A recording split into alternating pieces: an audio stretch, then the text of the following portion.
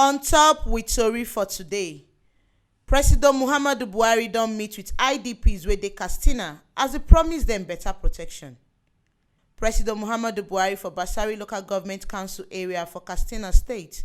don tell the people wey bad people dem attack dat na bandits say federal government go tanda security wey dey well and see say better protection go dey for their life and their property, and say the people wey do dis kind thing dem no go waka go without better punishment from government. Presido Buhari follow internally displaced persons dat na IDPs from 7 local government area wey dey Basari Council Secretariat for Katsina say federal government sabi wetin to do as dem go continue to dey do wetin dem promise Naija people, and dat na to see say the life of Naija people dey kampe. E tok say e pain am well to see say dis kind matter dey happen and e con affect the life of the people wey dey dis area and their business, and even agriculture wey be the main economy source sef e don kpafuka.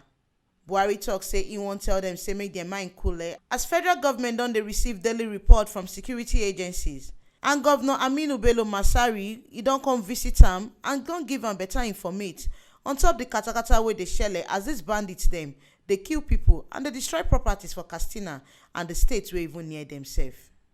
E con tok say e wan tell dem say na the life and the property of Naija people na im be the koko wey im administration sidon on top, as e be say security matter na wetin dey disturb all the countries for the world. President Buhari explain say e don send top military assessment team sake of the report wey dem dey collect onto how security matter don waka reach for the state, and e don send better and plenty security personnel and military people go so make the people for the state dem make dem support all the security agencies, make dem work for the state make e for go well. E con salute Katsina state government unto the support wey dem dey give security agencies dem as dis one dey make their work dey easy. E con tok say e don direct service chiefs for meeting wey e do with dem last week say make dem put better plans for ground to take get ogbonge results.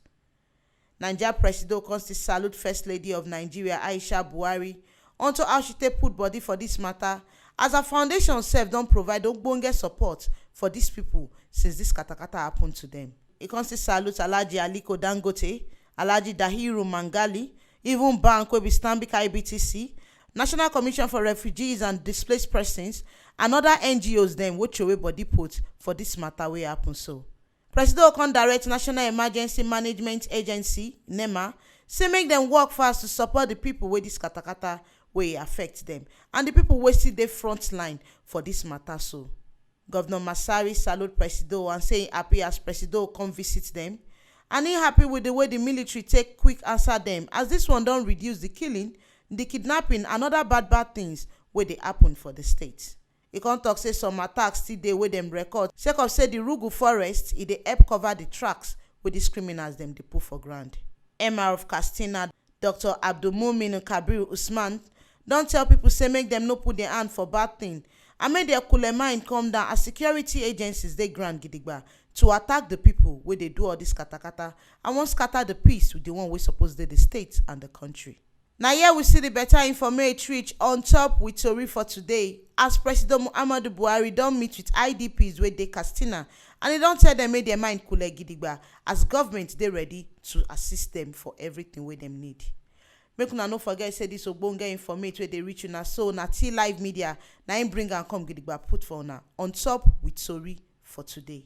And to continue to dey get this correct and clear informate as e dey happen for Nigeria and for everywhere for the world, make una no forget to follow, comment and subscribe for our YouTube channel for T Live Media TV. Now if you still follow us, waka enter Facebook to follow and like our page for T Live Media. Our website sidon gidigba for www.tlivemedia.com. Make una follow am to get ogbonge tori as e dey hot.